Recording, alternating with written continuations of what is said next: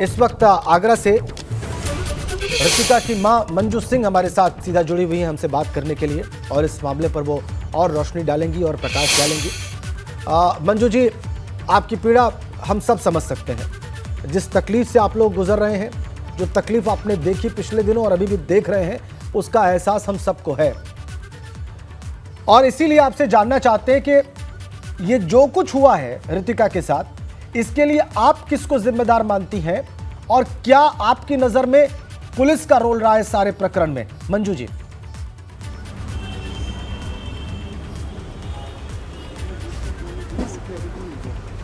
Sir, ऐसा है कि जो मेरी बेटी के साथ अत्याचार तो शुरू से ही हो रहे थे उसके साथ जी।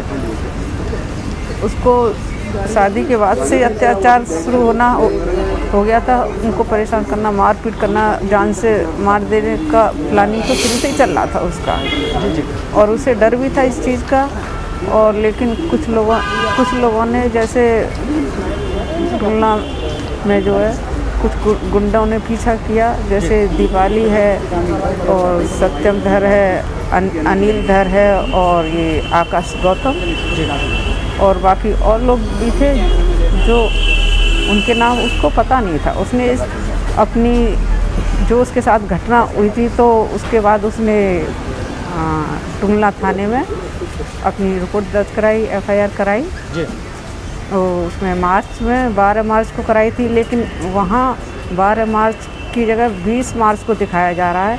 और उसके बाद जो उसका कोई ऑप्शन नहीं लिया गया।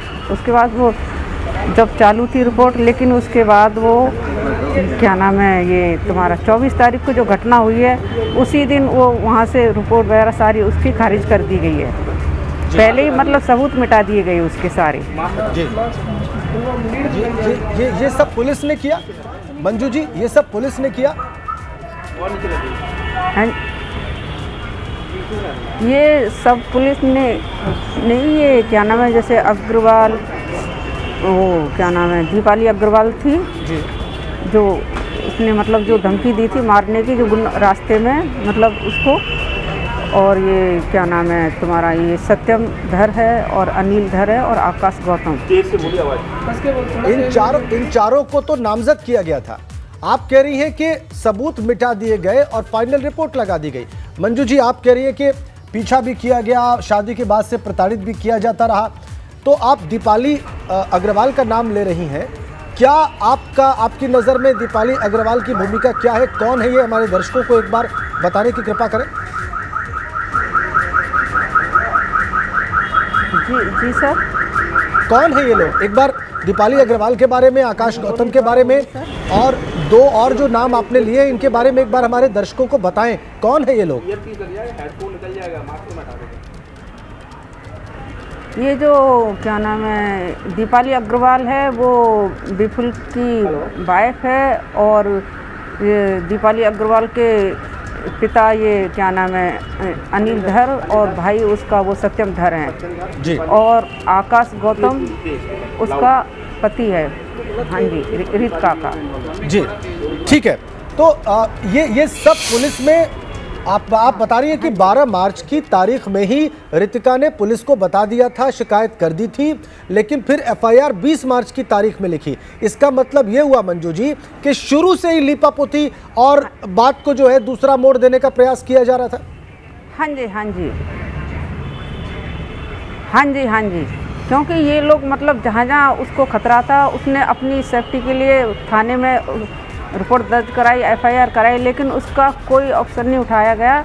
और एंड में यही हुआ कि उसका मतलब सफाया कर दिया गया। मेरी बेटी के साथ बहुत ज़्यादा अत्याचार किया, बहुत बुरी तरीके से उसको वहाँ क्या नाम है उसमें फ्लैट में घुस कर के मारे। और 3-4 लोग जो घुसे थे उसमें ये आकाश था और बाकी 2 और लेडीज़ थी, जिसको बहन बताता है आकाश जी, और जी। बाकी 2 फरार है। उनका अभी तक कोई ऑप्शन नहीं लिया गया। जब से अभी तक पुलिस इतनी लापरवाही है कि हमारी बात सुनने को तैयार नहीं है जी। आप कह रही है कि पुलिस आपकी बात सुनने को तैयार नहीं है। 1 हफ्ते से कुछ भी ऑप्शन नहीं लिया गया जी। अभी तक 1 हफ्ते में कोई गिरफ्तारी नहीं हुई है।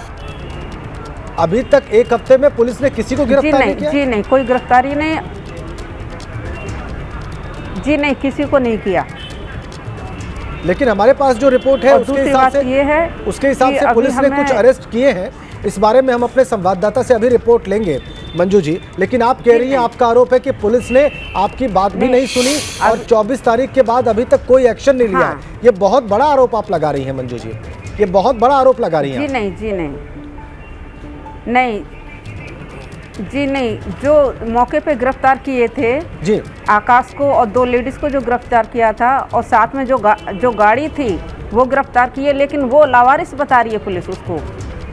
जी लेकिन वो गाड़ी आकाश उस गाड़ी से आया था, ये हमारे पास सबूत है इस चीज़ का। जो अपने घर से निकला है उस गाड़ी लेकर के, वो हमारे पास वीडियो है उसकी, जिस जी। गाड़ी को वो लेकर के यहाँ आया था। जी तो पुलिस आपके जी, किसी वो पूरी सबूत हमारे को और पास आपकी बात को उसका सुनने को सबूत तैयार है नहीं इस है चीज़ और का। आपके सबूत को मानने को तैयार नहीं है, आप ये कह रही हैं।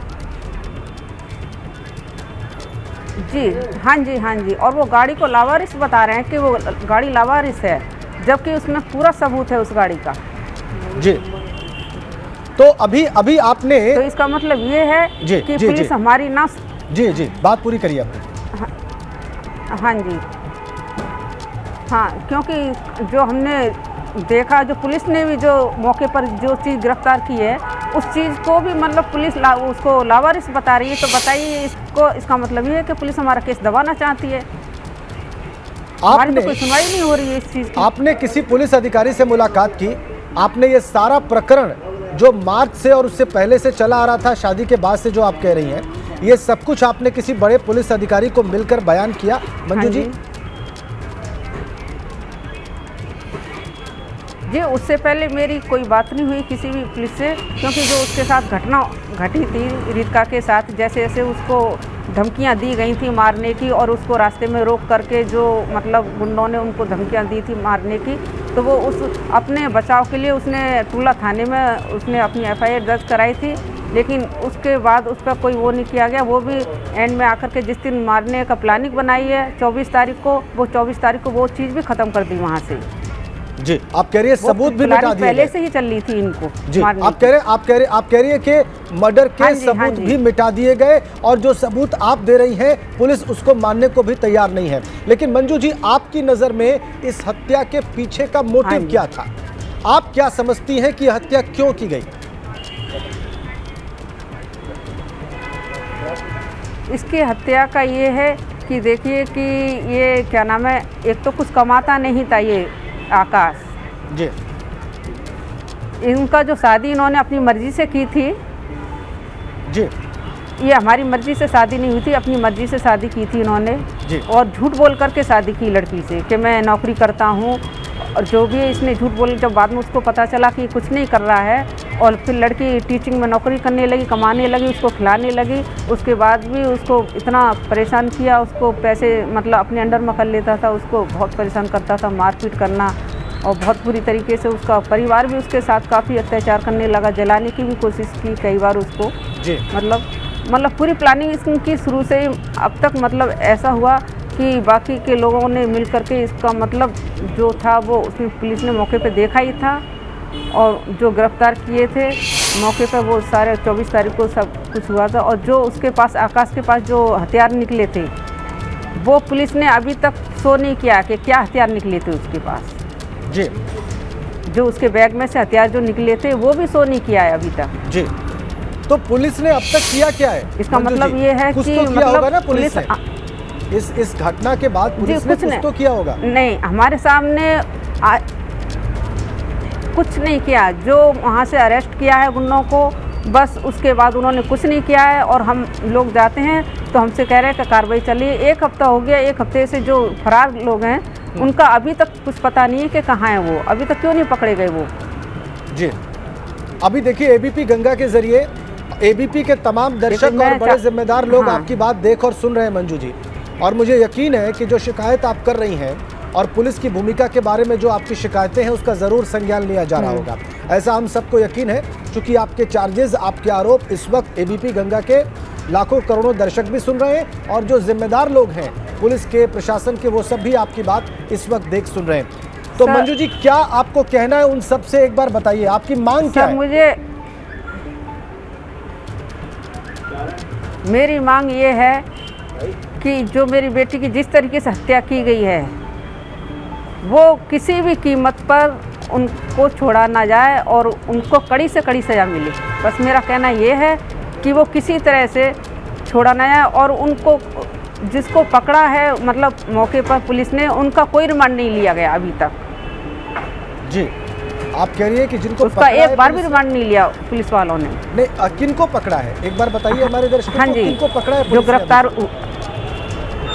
नहीं, जो जहाँ से उनकी हत्या हुई थी फ्लैट से जो पुलिस मौके पर पहुँची थी, जी, जिन गुंडों को पकड़ा था, जैसे आकाश को और दो लेडीज़ को पकड़ा था, तो उनको अभी तक कोई रिमांड पर नहीं लिया, कोई पूछताछ नहीं की उन्होंने, ना ही मतलब जो रितिका के जो 2 फ़ोन, वो एक फ़ोन गायब रितिका का है, एक आकाश का है, इन्होंने जो फरार लोग थे उन लोगों के हवाले कर दिए और उन लोगों का अभी कोई पता नहीं है कि वो कहाँ पर छिपे हुए हैं। पुलिस कोई कार्रवाई नहीं कर रही इस बारे में।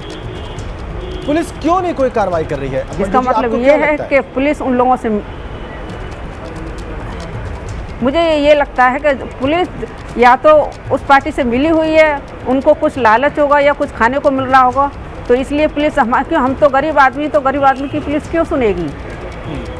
ठीक है, क्योंकि हमारे पास कुछ है नहीं है तो हमारी क्यों सुनेगी? और इसीलिए एक हफ्ता हो रहा है, अभी तक कोई सुनवाई नहीं की गई है और वो खुलेआम गुंडे घूम रहे हैं, उनका कुछ पता नहीं है। पुलिस एक बार भी उसमें कार्रवाई नहीं कर रही है, ना ही हमें ये पता लग रहा है कि ये कर क्या रहे हैं पुलिस वाले। ठीक है मंजू जी, शादी कब हुई थी रितिका की? आप कह रही अपने मन से शादी की? मुझे अपनी, आपकी मर्जी के खिलाफ शादी की थी, तो कितना समय हो गया इस विवाह को और कब से आपके पास शिकायत आ रही थी कि इनके ऊपर, रितिका के ऊपर अत्याचार किया जा रहा है? ये कब से हो रहा था? ये तो सर जब इसने शादी की, इसमें 2014 में शादी की थी इसने, 13-14 में ऐसी इसने शादी की थी, तो उसके 2-3 महीने बाद ही इसके साथ मतलब इस तरह से घटना होने लगी, क्योंकि जब उसको पता चला कि ये तो कमा ही नहीं रहा, कुछ कर ही नहीं रहा है ये तो, उसके बाद इनके साथ अत्याचार होने लगे। अपने घर लेके जाता था, वहाँ इनका जो एक जीजा है वकील, क्या नाम है उसका, मनोज नाम है, मनोज वकील है उसका, और इसका भाई एक क्या नाम है राम प्रताप उर्फ गब्बर है, तो इन लोगों के मिल करके ये उस पर बहुत अत्याचार करते थे जो है। और जब से ही ये लड़की क्या नाम है डरती रहने लगी और क्या नाम है, और इसको कई बार मारने की धमकी दी, इसके साथ इतना अत्याचार किया कि जलाने की भी कोशिश की गई थी इसको। तो जब से ये लड़की बहुत डरने लगी थी, फिर इससे अलग रहने लगी थी। हाँ ठीक है, तो कब से अलग रहने लगी रितिका? मंजू जी, इन लोगों से अलग रितिका कब से रहना शुरू किया उसने? इसने अब इसको मतलब 2-2.5 साल से ये अलग रह रही थी, 2.5-3 साल हो गए जब से इससे अलग रह रही थी ये। जी, और क्योंकि इसको पूरी तरह से इसके पीछे लगे हुए थे मारने के लिए, तो अपना बचाव के लिए वो इधर उधर मतलब रहने लगी थी छिप के। लेकिन जब अलग रहने लगी रितिका, तो फिर उसके बाद उन लोगों को क्या समस्या थी कि वो इसके, जैसा कि आप कह रही हैं, एलिज कर रही हैं कि वो इसको मारने की फिराक में थे, ऐसा क्यों कर रहे थे? वो ऐसा इसलिए कर रहे थे सर, क्योंकि वो नहीं चाहते थे कि ये लड़की मेरे खिलाफ कोई ऐसा कदम उठाए कि हम लोगों को अपनी जान बचाने के लिए, उसे पता चल गया था कि मतलब हम लोग इतना अत्याचार करें तो ये लड़की कुछ तो करेगी हमारे साथ में। इसलिए उसको मतलब उसको रास्ते से हटाना चाह रहे थे जी।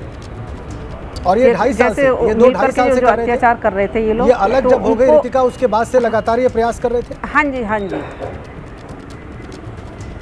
ठीक है, हाँ जी, हाँ जी, ठीक है। मंजू जी, आपकी सारी बातें हमारे दर्शकों ने देखी है और सुनी है, और आपकी मांगे भी जो हैं, आप चाहती क्या हैं और कैसे आप सजा दिलवाना चाहती हैं, वो भी हमारे सभी दर्शकों ने देखा और सुना है।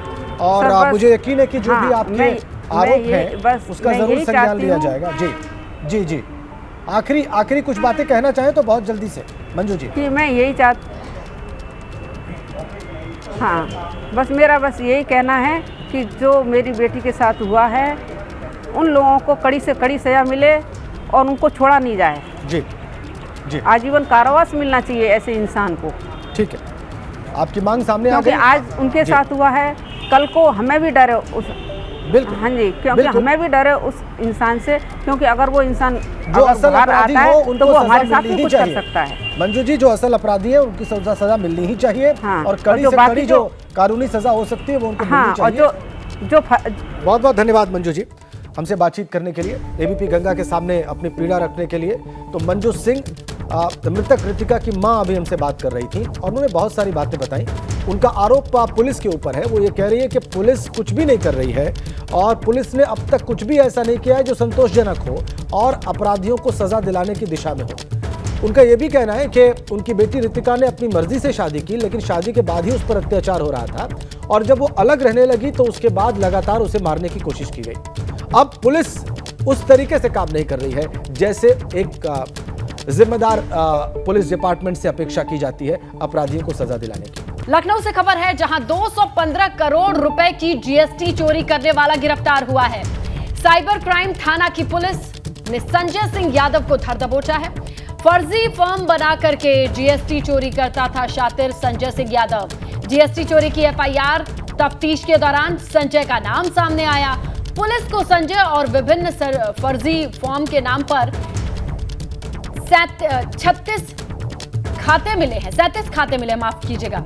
और इन सभी खातों के आधार पर यह पाया गया है कि जीएसटी से कर चोरी का ये पूरा मामला और संजय सिंह यादव का नाम सामने आया है। इसकी डिटेल जानेंगे, हमारे सहयोगी विवेक इस वक्त फोन लाइन पर मौजूद है। विवेक, कौन है संजय सिंह यादव? कैसे इन्होंने जीएसटी जैसे इतने कॉम्प्लिकेटेड सिस्टम में चूना लगाया और इतना कर चोरी किया?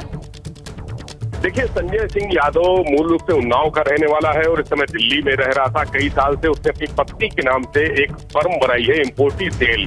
बड़ा वेयर हाउस है जिसमें तमाम तरह के प्रोडक्ट वो रखता है, यानी एक कंपनी बनाकर ये धंधा करता था। लेकिन एक जो चार्टर्ड अकाउंट है प्रदीप कुमार, दिल्ली का रहने वाला, उससे इसकी मुलाकात हुई और फर्जी फर्मों के जरिए जो जीएसटी का चोरी है ये एक प्लान तैयार किया गया। इसके बाद इन लोगों ने हजारों करोड़ रुपए की चोरी की है और अब तक ये बताया जा रहा है कि मेरठ में इसके पहले करीब 6 महीने पहले एक बड़ा मामले का खुलासा हुआ था, जीएसटी विभाग ने किया था।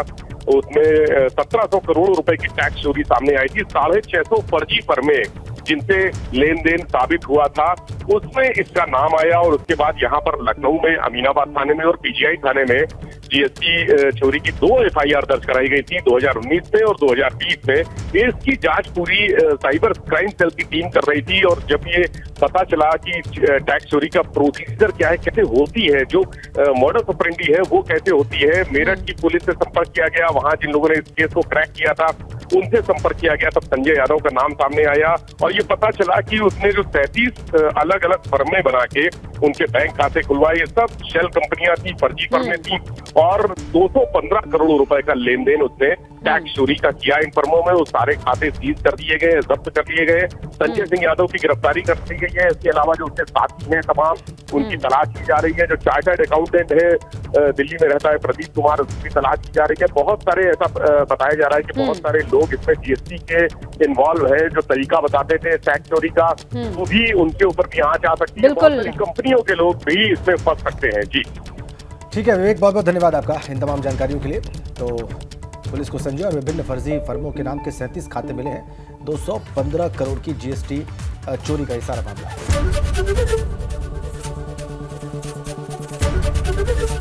एबीपी गंगा, खबर आपकी, जुबान आपकी।